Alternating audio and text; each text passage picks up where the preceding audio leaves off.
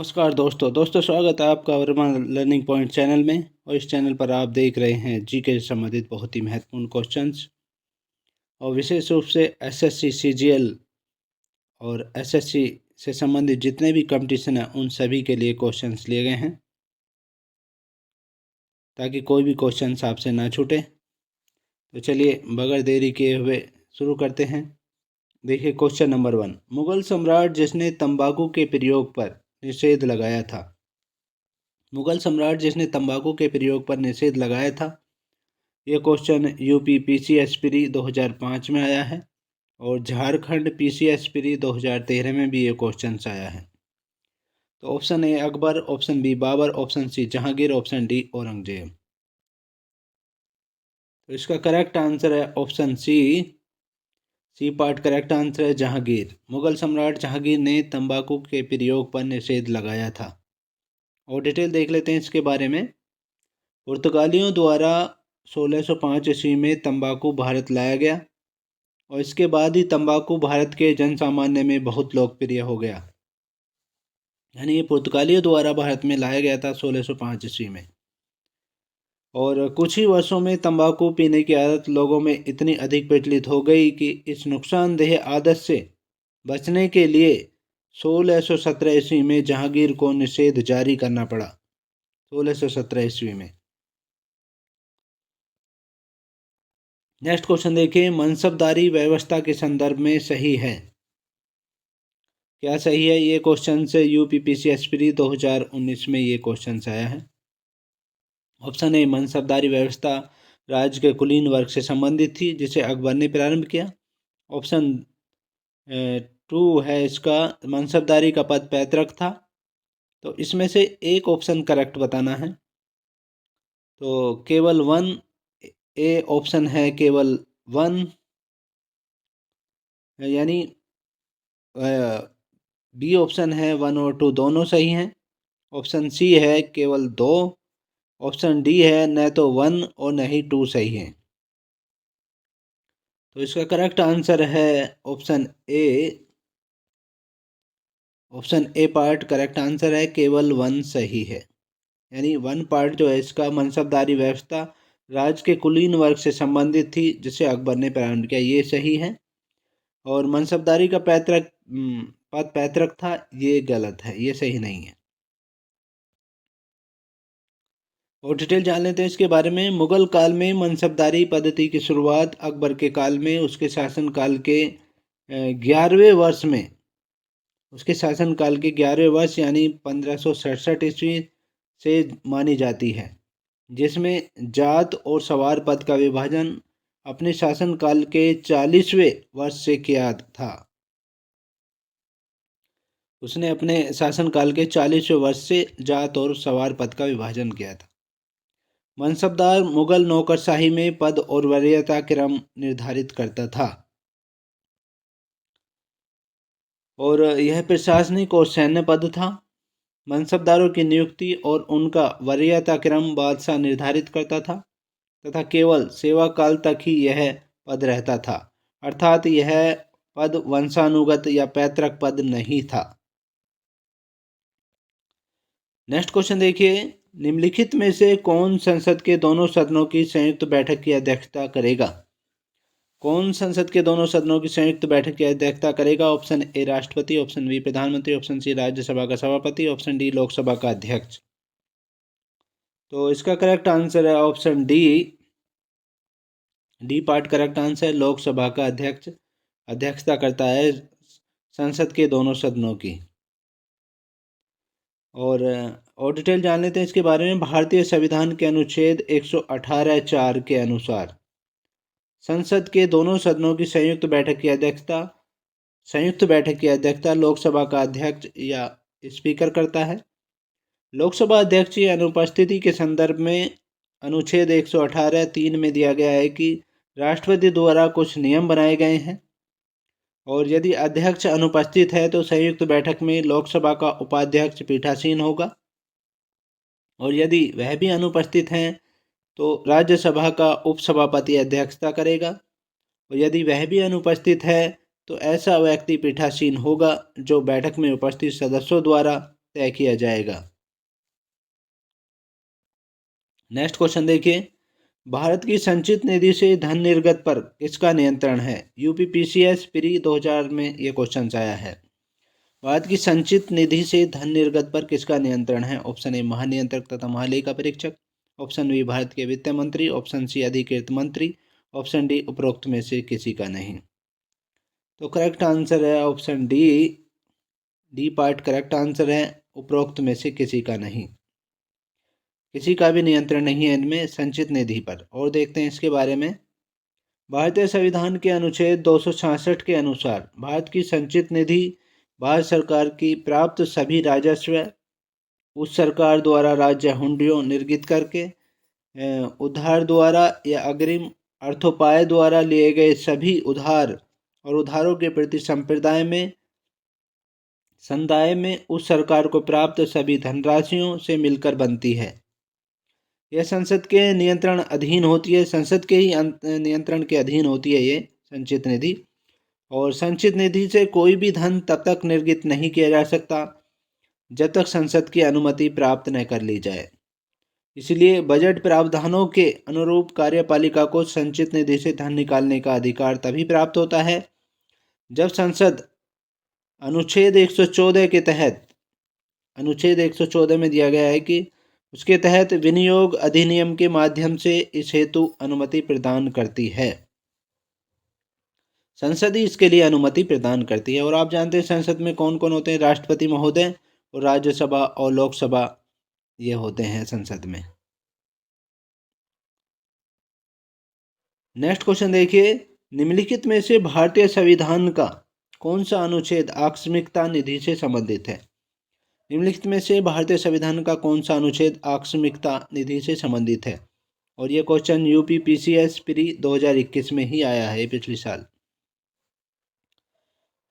Option A अनुच्छेद 265, option B अनुच्छेद 266, option C अनुच्छेद 267, ऑप्शन डी अनुच्छेद 268। तो इसका करेक्ट आंसर है option C. Option C part correct answer है, अनुच्छेद 267 है जो आकस्मिकता निधि से संबंधित है। और डिटेल जान लेते हैं इसके बारे में। भारतीय संविधान का अनुच्छेद 267(1) एक आकस्मिकता निधि की स्थापना का प्रावधान करता है। यह राष्ट्रपति के नियंत्रण अधीन होती है और इसका गठन किसी अति आवश्यक आकस्मिक प्रकृति के व्ययों हेतु किया गया है। ऐसे आकस्मिक व्यय का अनुच्छेद 115 या अनुच्छेद 116 के अधीन अनुदानों के रूप में संसदीय विधि द्वारा प्राधिकृत किए जाने के लंबित रहने तक इस निधि में से ऐसे व्यय की पूर्ति के लिए अग्रिम धन देने हेतु यह निधि राष्ट्रपति के व्ययाधीन होती है। राष्ट्रपति महोदय ही इसके खर्च कर सकते हैं।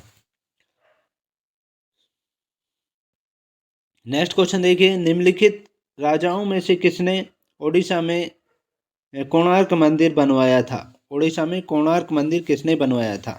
यह SSC CHSL 2019 में क्वेश्चन आया है और CGL 2012 में भी ये क्वेश्चन आया।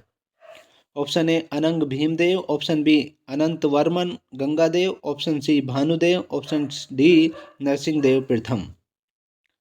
तो ओडिशा में कोणार्क मंदिर का निर्माण जो करवाया था, ऑप्शन डी नरसिंह देव प्रथम ने करवाया था। Option D part correct answer है, नरसिंह देव प्रथम ने करवाया था। और डिटेल देख लेते हैं इसके बारे में। ओडिशा के कोणार्क मंदिर का निर्माण गंग वंश के शासक नरसिंह देव प्रथम द्वारा करवाया गया था और वर्ष 1984 ईस्वी में इसे यूनेस्को विश्व धरोहर में शामिल किया गया। और आपको बता दें कि कलिंग शैली में निर्मित इस मंदिर में सूर्य देवता को रथ के रूप में विराजमान किया गया है। नेक्स्ट क्वेश्चन देखिए, नंदलाल बोस ने किस क्षेत्र में ख्याति अर्जित की? नंदलाल बोस ने किस क्षेत्र में ख्याति अर्जित की? SSC CHSL 2018 में ये क्वेश्चन आया। ऑप्शन ए चित्रकला में, ऑप्शन बी लोक कला में, ऑप्शन सी नृत्य में, ऑप्शन डी राजनीति में। तो इसका करेक्ट आंसर है ऑप्शन ए चित्रकला में। ऑप्शन ए करेक्ट आंसर है, चित्रकला में ख्याति अर्जित की नंदलाल बोस ने। और डिटेल देख लेते हैं। नंदलाल बोस एक प्रसिद्ध चित्रकार थे। उनका जन्म 30 दिसंबर 1820 ईस्वी को मुंगेर जिले बिहार में हुआ था, बिहार के मुंगेर जिले में हुआ था। और नंदलाल बोस ने अपनी ख्याति चित्रकारी के क्षेत्र में प्राप्त की है। नेक्स्ट क्वेश्चन देखिए, भारत में पेंटिंग के संदर्भ में निम्न में से कौन सा युग्म सुमेलित नहीं है? पेंटिंग के संदर्भ में कौन सा युग्म सुमेलित नहीं है? ये एसएससी सीपीओ 2020 में ये क्वेश्चन आया है। पेंटिंग दी हुई है इधर और इधर राज्य दिया हुआ है। सोरा पेंटिंग ओडिशा राज्य से है। Option B Phad painting Rajasthan से है। Option C Guler painting Karnataka से है। Option D Bagh painting Madhya Pradesh से है। तो इनमें से कौन सा युग्म सुमेलित नहीं है? सी पार्ट करेक्ट आंसर है Guler painting. C part correct है इसमें। गुलेर पेंटिंग कर्नाटक से संबंधित नहीं है और सोरा पेंटिंग ओडिशा से संबंधित है। फंड पेंटिंग राजस्थान से संबंधित है और बाग पेंटिंग मध्य प्रदेश से संबंधित है। गुलेर पेंटिंग जो है ये हिमाचल प्रदेश राज्य से संबंधित है। गुलेर पेंटिंग हिमाचल प्रदेश राज्य से संबंधित है, कर्नाटक से नहीं है। नेक्स्ट क्वेश्चन देखिए, संगाई त्योहार भारत के निम्नलिखित में से किस राज्य में मनाया जाता है? संगाई त्योहार भारत के निम्नलिखित में से किस राज्य में मनाया जाता है?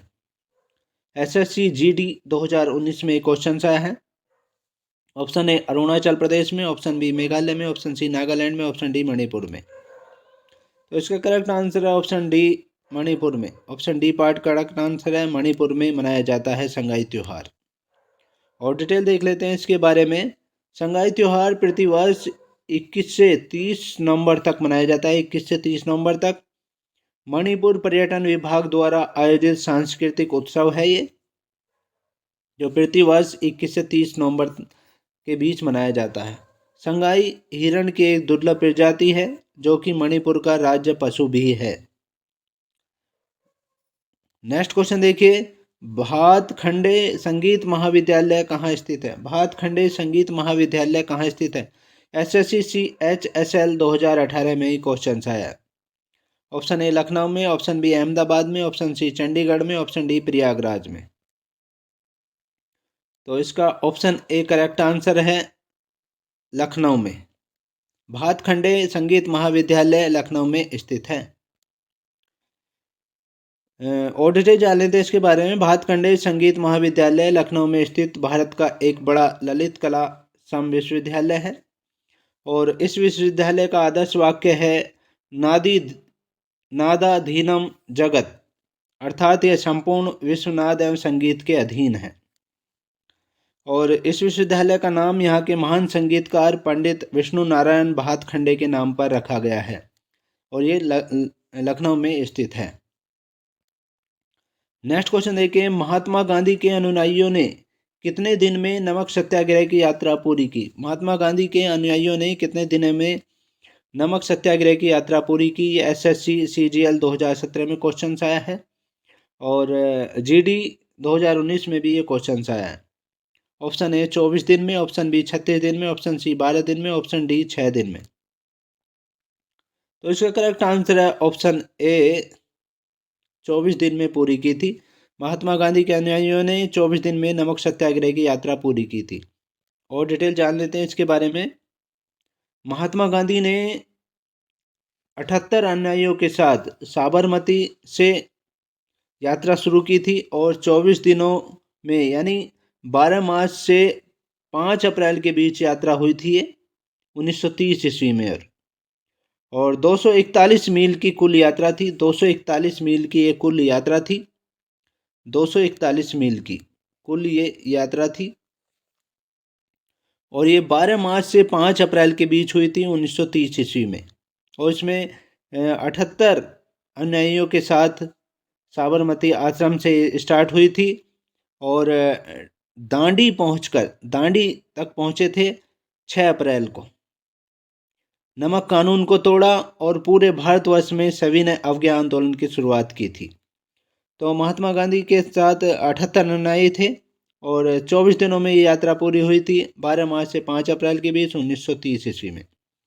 और 241 मील की यात्रा पूरी की थी इन्होंने और 6 अप्रैल को दांडी में पहुंचे थे जहां पर नमक कानून तोड़ा था। नेक्स्ट क्वेश्चन देखिए, भारत में ब्रिटिश शासन के दौरान गुमास्ता था। गुमास्ता क्या था? भारत में ब्रिटिश शासन के दौरान गुमास्ता क्या था? एसएससी GD 2019 में क्वेश्चन आया। ऑप्शन ए ए सवेतन सेवक को घुड़सवार सेना के प्रभारी के रूप में नियुक्त किया गया। ऑप्शन बी एक भारतीय सैनिक एक घुड़सवार सेना के प्रभारी के रूप में नियुक्त किया गया। ऑप्शन सी राजस्व विभाग में एक ग्राम स्तरीय अधिकारी था। ऑप्शन डी खुफिया विभाग में एक भारतीय अधिकारी था। तो गुमास्ता क्या था? ऑप्शन सी करेक्ट आंसर है। Option C part correct answer है। राजस्व विभाग में एक ग्राम स्तरीय अधिकारी था। ये ग्राम स्तरीय अधिकारी था गुमास्ता, ब्रिटिश शासन के दौरान। और डिटेल देख लेते हैं इसके बारे में। ब्रिटिश शासन प्रणाली के दौरान गुमास्ता राजस्व विभाग के अंतर्गत एक ग्राम स्तरीय अधिकारी था, जो स्थानीय स्तर पर राजस्व संग्रह, माल वस्तु संग्रह तथा अनुबंधों को लागू करवाने का कार्य करता था। नेक्स्ट क्वेश्चन देखिए, निम्नलिखित में से किस राज्य में मैनग्रोव वन का सबसे अधिक क्षेत्र है? निम्नलिखित में से किस राज्य में मैनग्रोव वन का सबसे अधिक क्षेत्र है? ये एसएससी दिल्ली पुलिस एसआई 2012 में ये क्वेश्चन आया है। Option A Rajasthan, option B Uttar Pradesh, option C Sikkim, option D Paschim Bangal. तो इसका करेक्ट आंसर है option D Paschim Bangal. D part correct answer है। पश्चिम बंगाल राज्य में मैनग्रोव वन का सबसे अधिक क्षेत्र है। और डिटेल देख लेते हैं इसके बारे में। पश्चिम बंगाल राज्य में मैनग्रोव वन का सबसे अधिक क्षेत्र है और भारत में सुंदरवन विश्व का सबसे विस्तृत मैनग्रोव है। यह वन डेल्टा, एस्चुअरी और भारत में द्वीपों पर पाए जाते हैं। नेक्स्ट क्वेश्चन देखिए, जल चक्र का अभिप्राय किससे है? जल चक्र का अभिप्राय किससे है? ऑप्शन ए आपेक्षिक रूप से शुष्क क्षेत्रों में जल को पुनः चक्रित करने का एक समाकलित प्रयास। ऑप्शन बी जल का महासागर से पृथ्वी की ओर और पुनः महासागर की ओर निरंतर संचलन। ऑप्शन सी अत्यधिक जलग्रस्त होने के कारण गंदे हुए क्षेत्रों में जल का वैज्ञानिक प्रबंधन। ऑप्शन डी अपेक्षित रूप से शुष्क क्षेत्रों में जल वितरण। तो इसका करेक्ट आंसर है option B part correct answer है। जल का महासागर से पृथ्वी की ओर पुनः महासागर की ओर निरंतर संचलन। पहले जल का महासागर से पृथ्वी की ओर जाना, फिर दोबारा से महासागर की ओर, पृथ्वी से फिर महासागर की ओर जाना, ये संचलन है जल चक्र का। जलीय चक्र के अंतर्गत वाष्पीकरण और वर्षण की प्रक्रियाओं द्वारा जीव मंडल के दो महत्वपूर्ण संगठनों स्थल मंडल तथा जल मंडल के बीच तरल, गैसीय और ठोस रूप में का सतत आदान प्रदान होता रहता है। नेक्स्ट क्वेश्चन देखिए, निम्नलिखित में से पाकिस्तान की सबसे लंबी नदी कौन सी है जो मानसरोवर झील से निकलती है? यह एसएससी सीजीएल 2019 में ये क्वेश्चन आया। पाकिस्तान की सबसे लंबी नदी कौन सी है जो मानसरोवर झील से निकलती है? Option A Kabul, option B Sindhu, option C Sutlej, option D Chenab. तो इसका करेक्ट आंसर है ऑप्शन बी सिंधु। सिंधु नदी पाकिस्तान की सबसे लंबी नदी है जो मानसरोवर झील से निकलती है। और डिटेल देख लेते हैं इसके बारे में। सिंधु नदी तिब्बत में मानसरोवर के निकट सिनका बाब नामक जलधारा से निकलती है। सिनका बाब नामक जलधारा से ये निकलती है और यह पाकिस्तान, भारत और चीन के मध्य बहती है। इसकी कुल लंबाई 2880 किलोमीटर है। इसका ज़्यादातर भाग पाकिस्तान में पड़ता है और यह पाकिस्तान की सबसे लंबी नदी भी है। नेक्स्ट क्वेश्चन देखिए, बुग्याल हिमालय की ढलानों में ऊंचाई वाले घास के मैदान और चरागाह हैं। बुग्याल क्या है? हिमालय की ढलानों में ऊंचाई वाले घास के मैदान और चरागाह हैं। यह अधिकतर किस राज्य में पाए जाते हैं? ये एसएससी जीडी 2019 में क्वेश्चन आया है और CHSL 2019 में ये क्वेश्चन आया है। ऑप्शन ए तमिलनाडु में, ऑप्शन बी असम में, ऑप्शन सी सिक्किम में, ऑप्शन डी उत्तराखंड में। तो इसका करेक्ट आंसर है option D part correct answer है। उत्तराखंड में है ये बुग्याल घास के मैदान और चरागाह। उत्तराखंड के गढ़वाल हिमालय में हिम शिखरों की तलहटी में जहां हिमरेखा समाप्त होती है वहां से हरे मखमली घास के मैदान प्रारंभ होते हैं, उन्हें बुग्याल कहा जाता है। उत्तराखंड के गढ़वाल में हिमालय में है ये। और बुग्याल हिमरेखा और वृक्ष रेखा के बीच के क्षेत्र होते हैं। यह आमतौर पर 8 से 10,000 फीट की ऊंचाई पर पाए जाते हैं। 8 से 10,000 फीट की ऊंचाई पर ये पाए जाते हैं। और इन घास के मैदानों को उत्तराखंड में बुग्याल के अतिरिक्त उत्तराखंड में प्यार भी कहा जाता है, तथा कश्मीर में मर्ग और गुलमर्ग, सोनमर्ग एवं टनमर्ग भी कहते हैं इन्हें। नेक्स्ट क्वेश्चन देखिए, सस्यावर्तन मदद करता है। सस्यावर्तन जो है मदद करता है किस चीज़ में? ये क्वेश्चन आया एसएससी डाटा एंट्री ऑपरेटर 2010 में ये क्वेश्चन आया। ऑप्शन ए पीड़कनाशियों का प्रयोग कम करने में। ऑप्शन बी वर्णात्मक वर्ण संकर वाले परजीवियों को समाप्त करने में।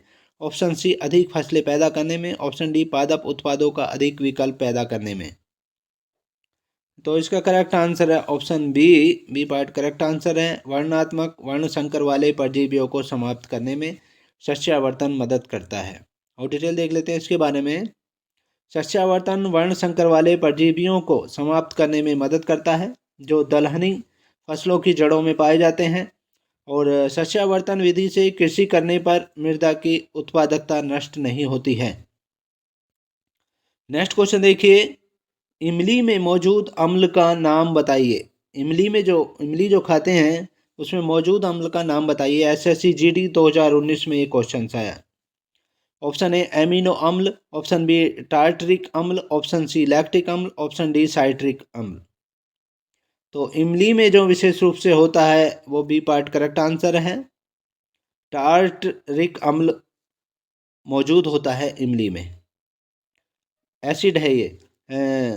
और डिटेल जान लेते हैं इसके बारे में। इमली में, अंगूर में टार्टरिक अम्ल, संतरे में एक्सकोर्बिक एसिड, नींबू तथा टमाटर में साइट्रिक एसिड तथा दूध में लैक्टिक एसिड, सेब, आड़ू, चेरी, खुबानी, तरबूज में मैलिक एसिड और सिरके में एसिटिक एसिड इत्यादि पाए जाते हैं। इसको दोबारा से सुनिए, बहुत ही इंपॉर्टेंट चीज़ है ये। इमली और अंगूर में जो है टार्टरिक अम्ल पाया जाता है और संतरे में एस्कॉर्बिक एसिड पाया जाता है। नींबू तथा टमाटर में जो है साइट्रिक एसिड पाया जाता है। दूध में लैक्टिक एसिड और सेब, आड़ू, चेरी, खुबानी, तरबूज में जो है मैलिक एसिड पाया जाता है और सिरके में एसिटिक एसिड पाया जाता है। नेक्स्ट क्वेश्चन देखिए, डॉल्फिन, शिशुमार और व्हेल मछलियों को निम्न में से क्या कहा जाता है? डॉल्फिन, शिशुमार और व्हेल मछलियों को निम्न में से क्या कहा जाता है? Option A amphibian, option B cetacean, option C smack, option D odontocetids. और ये एसएससी जीडी 2019 में क्वेश्चन आया है। इसका डी पार्ट करेक्ट आंसर है। डी पार्ट करेक्ट आंसर है, ओंडोटोसिड्स कहा जाता है। ये एसएससी जीडी 2019 में क्वेश्चन आया। और डिटेल जान लेते हैं इसके बारे में। डॉल्फिन, शिशुमार और व्हेल मछलियों को ओंडोटोसिड्स कहा जाता है क्योंकि ये मछलियाँ दांतेदार होती हैं। इन मछलियों का जंतु जगत के अंतर्गत कॉर्डेटा संघ मैमेलिया, वर्ग सेटेसी, उपगण ओंडोसेटी, कुल एनिडी जाति प्लेटे निष्ठा के अंतर्गत आती है। ये कुल एनिडी जाति प्लेटे निष्ठा के अंतर्गत ये आती हैं। तो ये थे जीके से संबंधित बहुत ही महत्वपूर्ण क्वेश्चंस। नेक्स्ट वीडियो में आपसे फिर मिलते हैं, तब तक के लिए बाय। जय हिंद दोस्तों।